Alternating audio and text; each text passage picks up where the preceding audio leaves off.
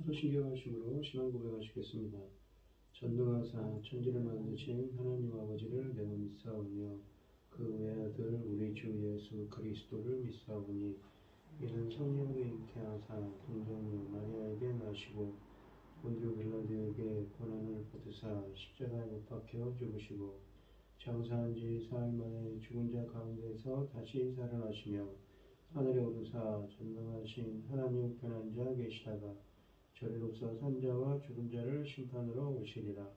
성령을 믿사오며 거룩한 공예와 성도가 서로 교통하는 것과 죄를 사하여 주시는 것과 몸이 다시 사는 것과 영원히 사는 것을 믿사옵나이다. 아멘. 찬송가 218장입니다. 218장입니다.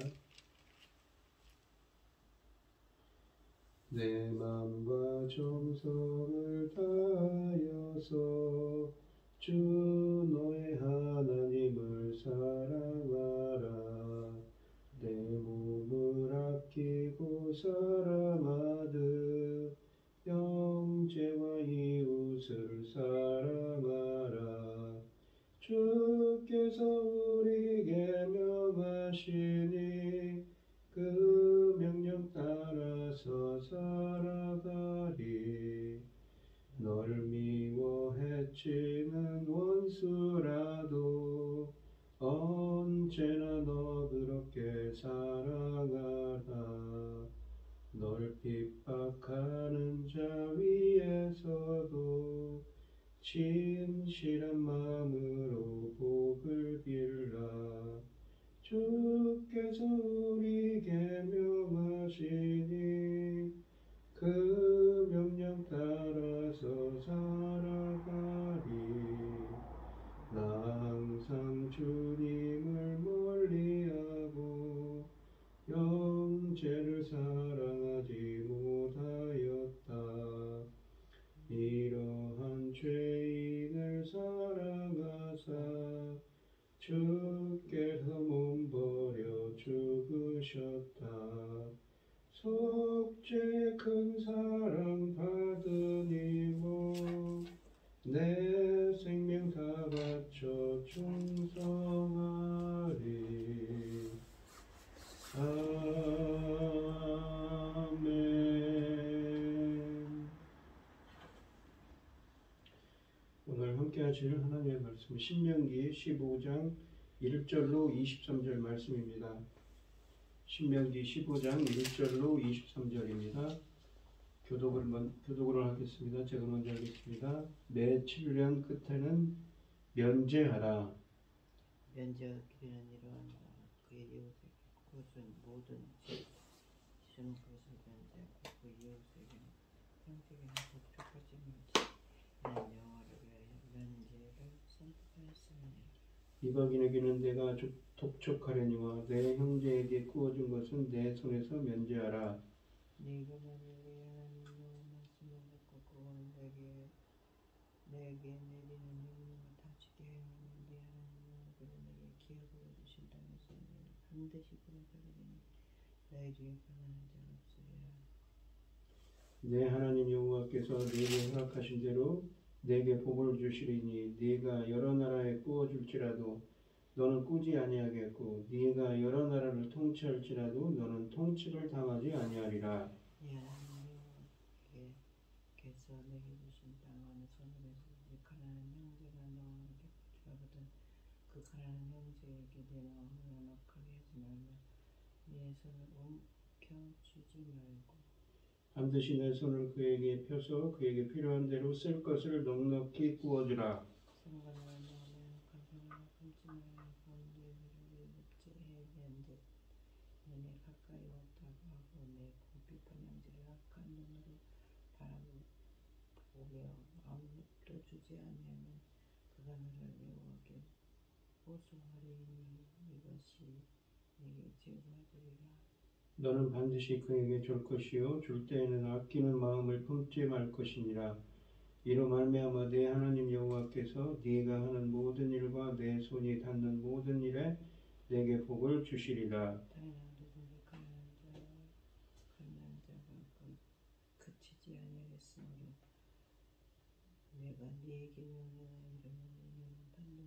땅에 네 혈기 고를 하면 자와 깊은 불의 자에게 손을 펼치니라. 내 동쪽 히브리 남자나 히브리 여자가 내게 팔렸다 하자 만일 여섯 해 동안 너를 섬겼거든 일곱째 해에 너는 그를 놓아 자유롭게 할 것이요 그를 놓아 자유하게 할 때에는 겸손을 가게 하지 말라. 내 영 무리 중에서와 타작마당에서와 포도주 틀에서 그에게 후히 줄지니 곧 내 하나님 여호와께서 내게 복을 주신 대로 그에게 줄지니라. 나는 그 땅에서 종되었던 것과 네 하나님 여호와께서 너를 성령하였음을 기억하라. 그것을 말미암아 내가 오늘 이같이 내게 명령하노라. 그것으로 말미암아 내가 오늘 이같이 내게 명령하노라. 종이 만일 너와 내 집의 사랑으로 너와 동거하기를 좋게 여겨 내게 행하여 내게 주의를 떠나지 아니하노라 하거든. 송곳을 가져다가 그의 귀를 문에 대고 뚫으라. 그리하면 그가 영구히 내 종이 되리라. 내 여종에게도 그같이 할지니라. 너희 6해 동안에 꼼꼼한 습회나 파수일 만큼 나를 섬겼은즉 너는 그를 놓아 자유하게 하기를 어렵게 하지 말라. 그리하면 네 하나님 여호와께서 범사에 내게 복을 주시리라.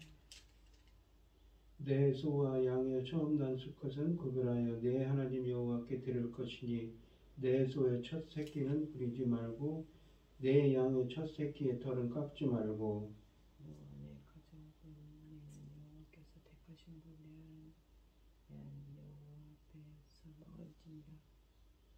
그러나 그 짐승이 흠이 있어서 절거나 눈이 어렵거나 무슨 흠이 있으면 내 하나님 여호와께 잡아들이지 못할지니 내 성중에서 먹되 부정한 자는 장한 자가 다같이 먹기를 노루와 사슴은 먹은 같이 할 것이요. 오직 피는 먹지 말고 물같이 땅에 쏟을지니라. 아멘. 오늘 본문 말씀의 제목은 복의 통로가 되라입니다. 이 본문은 이 면제, 놓아줌이라는 개념을 중심으로 전개됩니다. 속박된 노예에게 자유를 주고 빚진 자에게 빚을 탕감해주는 일이 핵심 주제이며 1절부터 18절이죠. 그리고 19절, 23절은 이 가축들의 첫 배를 제물로 바치는 일도 그 짐승들을 노동에서 놓아주는 일이기 때문에 동일한 맥락에서 이해할 수가 있습니다. 이스라엘 사회의 인도주의적인 면모를 보여주는 율법인 것입니다. 이 율법이 언약 백성의 관용에 호소하고 있다는 점에서 바로 앞 단락인 14장 22절로 29절의 11조에 관한 규례와 맥을 같이 하고 있습니다. 둘 다 가난한 사람들이 가난에서 벗어나는 일을 도우려는 목적을 지닌 율법입니다. 1절부터 6절 말씀은 남에게 돈을 빌려준 사람은 매 7년마다 그 빚을 탕감해 주어야 한다고 말씀하십니다. 모세는 이스라엘 백성들에게 매 7년 끝에 이웃에게 준 빚을 면제해 주라고 1절에 말씀하십니다. 이 규례는 빚을 완전히 탕감해 줄 것을 요구합니다. 본문은 7절부터 9절에서 매 7년마다 찾아오는 해가 가깝다 해서 빚을 구하는 친족들을 맹대해서는 안 된다고 하는데 이 말씀도 완전히 빚 탕감과 더 잘 어울립니다. 또한 이 규례에 대한 동기부여가 이스라엘의 왕이신 여호와께서 요구하시는 것이라고 2절에 말씀하십니다. 사람이 아무리 많은 빚을 지었다 하더라도 채권자는 채무를 7년 이상 노예로 붙잡아 둘 수 없습니다. 이 율법은 빚이 영구적으로 빚진 자를 억누르는 것을 사전에 차단하고자 하는 것입니다. 아울러 이스라엘은 이런 탕감제도를 통하여 극심한 경제적 양극화 현상을 조금이나마 완화시키려고 노력해야 합니다. 너희 가운데 너희 사람이 가난한 사람이 없게 하라는 4절 말씀은 이스라엘 공동체가 율법대로 행하여 서로의 빚을 탕감해주면 하나님이 그들을 축복하셔서 온 세상에서 부유하고 막강한 백성으로 살게 하실 거라고 5절과 6절에서 말씀하십니다. 매 7년마다 빚을 탕감해주는 규례는 이스라엘 백성들에게만 적용되며 이방인들에게는 빚 독촉을 할 수 있다고 8절에 또한 3절에 또한 말씀하십니다. 모세는 빚을 진 이스라엘 사람을 이웃, 친구, 형제라 칭하며 채권자의 감성에 호소하고 있습니다. 반면에 이방인에게는 비독촉을 할 수 있다고 하십니다. 여기서 이방인은 이스라엘 영토에 정착해 사는 정착할 땅이 없어서 과부와 고아와 함께 사회적 약자로 취급되는 이방인 나그네가 아니라 여기서 이방인은 사업상의 이유 등 때문에 잠시 이스라엘 성읍에 머무는 다른 나라에 사는 사람들을 뜻합니다. 이 율법의 이상적인 목적은 이스라엘 중에 가난한 사람이 없게 하는 거라고 4절에 말씀하십니다. 이 언약 공동체가 멤버들 중에서 가난을 퇴치하면 큰 축복이 약속됩니다. 너희가 참으로 복을 받을 것이라고 말씀하십니다. 7절부터 11절은 빚을 탕감해주는 7년째 되는 해가 가깝다 하여 가난한 자들에게 돈을 빌려주지 않는 일은 없어야 한다고 하십니다.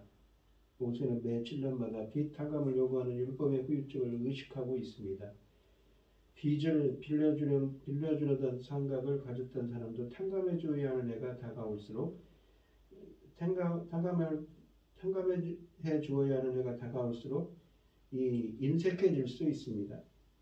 모세는 형편이 나은 자가 가난한 자를 꼭 배려해야 한다는 점을 강조하면서 사람의 신체 부위와 연관된 표현들을 사용합니다.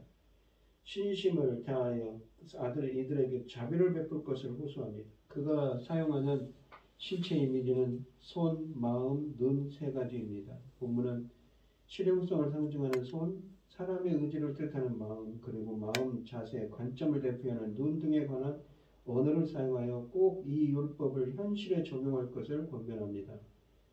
12절로 18절은 빚 때문에 노예가 된 사람은 7년째 되는 해가 되면 놓아주어야 한다고 말씀하십니다.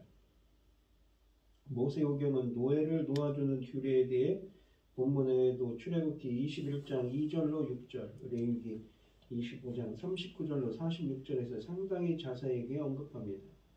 이 세 본문은 모두 빚 때문에 노예가 된 사람들을 이스라엘 사람들을 주제로 삼고 있다는 공통점을 지녔지만 안식년 혹은 희년과 연관하여 빚을 탕감해주는 일에 대한 율법이 서로 달랐던 것처럼 노예를 놓아주는 일에 있어서 서로 독특한 정황을 배경으로 합니다. 이 신명기 본문처럼 출애굽기도 21장 2절 6절도 노예를 6년 부리고 나서 7년째 되는 해에는 내보내라고 합니다. 또한 두 본문 모두 자유를 얻을 수 있는 이스라엘 노예가 자청하여 주인의 영구적인 노예가 되는 것을 허락하는데 출애굽기는 특별한 상황, 남자 노예에게 아내로 주어졌거나 애초에 아내로 삼기 위하여 데려온 노예에 처한 여자 노예의 경우 그녀의 복제를 위해 자유를 주는 것을 금하고 있습니다. 반면에 레위기 25장 39절로 46절은 노예를 부린 지 7년째 되는 해에 그 노예를 풀어주라는 말을 아예 언급하지 않고 대신 희년에 노예를 풀어주라고 합니다. 모세는 이스라엘에게 때가 되면 노예들을 놓아주라는 명령을 이집트에서 그들의 노예 생활을 했을 때 하나님의 구원과 자유를 체험했던 일을 신학적이고 역사적인 근거로 15절에 들고 있습니다. 하나님의 은혜를 체험한 대로 서로에게 관달하는 것입니다. 빚 때문에 팔려온 노예를 부린 지 7년째 되는 해에는 그에게 자유를 주어 내보내야 하는데 이때 빈손으로 보내서도 안 된다고 13절에 말씀하십니다. 주인들도 노예가 될 수 있었지만 오히려 그들이 노예를 부리게 된 것은 하나님의 특별한 축복이라는 사실을 이렇게 고백하고 있는 것입니다. 또한 빈손으로 내보내면 그 사람이 다시 노예로 전락할 가능성이 높아집니다. 주인은 노예가 무난하게 새 출발할 수 있도록 물질적으로 도와야 한다는 관용의 정신이 바로 신명기 율법의 핵심입니다. 본문은 주인에게 넉넉하게 주라고 14절에 말씀하십니다. 하나님으로부터 복을 받은 대로 주라고 하십니다. 자신이 하나님께로부터 받은 복이 많다고 생각하며 많이 주고 인색하지 말라는 것입니다. 이 규례의 예외로 만일 자유할 수 있는 노예가 자유인이 되기를 스스로 거부하고 계속 주인의 종이 되어 살겠다고 할 경우를 16절에 허용합니다. 지난 6년 동안 주인이 종을 인간적으로 대하고 사랑해 주었다면 충분히 있을 수 있는 일입니다. 이런 종의 경우 문에 대고 송곳으로 그 귓볼을 뚫으면 그는 영원히 그 사람의 종이 될 수 있다고 17절에 말씀하십니다. 이 19절로 23절 말씀은 가축들의 첫 배를 제물로 바치라고 말씀하십니다. 표면적으로는 본문이 주는 무슨 이유로 빚을 탕감해 주라는 법과 노예에게 자유를 주라는 규례와 함께 언급되는지 이해가 잘 되지는 않지만 분명 공통점을 우리는 알 수가 있습니다. 채무자를 빚에서 도와주고 노예를 속박해서 놓아주듯 이 짐승들을 노동해서 놓아주라는 것에서 맥을 같이 합니다. 주님은 짐승의 맛배를 드리는 것에 대하여 이미 12장과 14장에서 언급한 적이 있는데 이곳에서 더 구체적이고 자세하게 이 율법에 대해 설명합니다. 이스라엘이 짐승의 맛배를 하나님께 드리는 이유는 여호와가 이스라엘과 그들의 짐승을 비롯한 모든 생명의 근원이자 주인이심을 고백하기 위해서입니다. 여기에 출애굽기 13장 12절로 15절은 이스라엘에게 출애굽 전야에 하나님이 이집트의 장자를 모두 죽이면서도 그들의 장자들은 죽이지 않으셨던 일을 기념하는 차원에서 사람과 부정한 짐승의 배는 돈으로 대속하고 정결한 짐승들의 배는 하나님께 제물로 바쳐야 한다는 신학적인 근거를 더합니다. 성경에는 아벨이 최초로 짐승의 맛배를 드린 것으로 기록되어 있습니다. 창세기 4장 4절이지요. 짐승의 맛배를 하나님께 드리라는 율법은 오경의 다른 책들에서도 기록되어 있습니다. 민수기 18장 15절로 18절은 제사장들만이 이 짐승들을 먹을 수 있다고 하는데 본문은 드리는 자가 가족들과 함께 하나님이 정하신 성소에서 가서 하나님 앞에서 마치 화목제를 먹듯이 먹으라고 또한 말씀하십니다. 본문은 분명 제사장이 아니라 일반인들에게 주신 말씀입니다. 가축을 소유한 모든 사람들은 이 규정에 따라 짐승의 맛배를 가족들과 함께 하나님 앞에서 즐거이 먹으며 하나님의 주권을 기념해야 합니다. 본문에 제시된 율법은 11조를 하나님 앞에서 먹으라는 신명기의 지시 14장 22절로 29절과 맥을 같이 합니다. 일반인들이 성소를 찾게 하는 효과를 발휘합니다. 짐승에게 첫 수컷이 태어나면 농부는 그 짐승을 보호하다가 다음 절기 때 성소로 끌고 가서 하나님께 드려야 한다고 20절에 말씀하시지요. 이 여러 절기들 중에 이스라엘 남자들이 매년 의무적으로 성전을 찾아하는 절기는 6월절, 77절, 초막절 세 절기였습니다. 6월절과 77절은 이 봄에 있는 곡식 수확철의 시작과 끝이며 초막절은 나머지 곡식과 포도 추수를 마무리하는 해입니다. 또한 이 사절기는 모두 하나님을 이집트에서 구원하신 하나님을 기념하는 것들이기도 했습니다. 이 신명기에 이 제침을 따를 경우 맛배 가축이 하나님께 드려질 때에는 거의 한 살이 될 수도 있으므로 본문은 처음 난 황소는 부리지 말아야 하고 처음 난 이 양은 털을 깎지 말아야 한다는 규례를 19절에 토합니다. 하나님께 구별되어 바쳐져야 할 짐승이기 때문에 사람이 이익을 위하여 그 짐승에게 일을 시켜서는 안 되며 그 짐승을 통해서 이익을 보아서도 안 된다는 것이지요. 이 또한 모세는 그 짐승을 하나님께 드리지 말고 농부가 사는 곳에서 도살하여 먹으라고 또한 22절에 말씀하십니다. 이런 경우 돈으로 대속할 필요도 없고 다른 짐승으로 대체할 필요도 없습니다. 하나님이 이스라엘에게 이 흠이 있는 짐승은 그렇게 하라고 하는데 이 하나님이 이스라엘에게 갖가지 제사를 통하여 짐승을 바치라고 하신 것은 드리는 자들의 삶에 즐거움과 기쁨을 더하기 위함이지 빼앗기 위함이 아니라는 것이 다시 한번 암시되고 있습니다. 정한 사람이나 부정한 사람 모두 개의치 말고 먹을 수 있습니다. 물론 피는 먹지 말고 땅에 쏟아야 한다고 23절에 말씀하십니다. 오늘 본문 말씀에 보시면 7년째가 되면 종으로 있던 형제를 자유롭게 도와주되 빈손으로 보내지 말고 넉넉히 주라고 하셨습니다. 빚진 자에게 빚을 탕감해 주며 가족들의 첫 배를 제물로 바치라고 하시며 이를 통해 출애굽의 은총을 기념하게 하십니다. 아무 조건 없이 애굽에서 해방하셨던 하나님의 은혜를 그들에게도 베풀라는 것이지요. 이 혹 넉넉해진 삶에 눈이 가려 힘겨운 시절 인도해 주신 주님을 잊고 이웃의 아픔에도 무심하진 않은지요. 하나님께서 지난날 베풀어 주신 은혜를 기억하며 세상에 복을 선포하는 복의 은혜를 세상에 베푸는 자녀로 사는 여러분들이 되시기를 바랍니다. 기도하겠습니다. 하나님 아버지 감사합니다. 이스라엘 백성들이 율법의 정신들처럼 지난날 베풀어졌던 구원의 은혜를 생각하며 세상에도 은혜를 베푸는 것을 베풀라고 말씀하시는 것처럼 저희들도 세상의 은혜와 자비를 베풀 수 있는 저희들이 되게 하여 주시옵소서. 이 모든 말씀 거룩하신 예수님 이름으로 기도합니다. 아멘. 하늘에 계신 우리 아버지여 이름이 거룩히 여김을 받으시오며 나라의 마옵시며 뜻이 하늘에서 이룬 것 같이 땅에서도 이루어지이다. 오늘날 우리에게 일용할 양식을 주옵시고 우리가 우리에게 죄 지은 자를 사하여 준 것 같이 우리 죄를 사하여 주옵시고 우리를 시험에 들게 하지 마옵시고 다만 악에서 구하옵소서. 대개 나라와 권세와 영광이 아버지께 영원히 있사옵나이다. 아멘. 오늘 주신 말씀 가지고 기도할 때에요 하나님의 베풀으신 은혜를 기억하며 저희들도 세상의 복을 은혜와 자비를 베푸는 복의 통로가 되게 달라고 기도하시고 어려움을 당하신 분들과 각자 기도 제목가지고 주여 삼창하시는 통독을 기도하도록 하겠습니다. 주여 주여 주여 아버지 하나님 기억해 하여 주시옵소서. 오늘 하루도 주님과 함께하는 하루가 되게 하여 주시옵소서.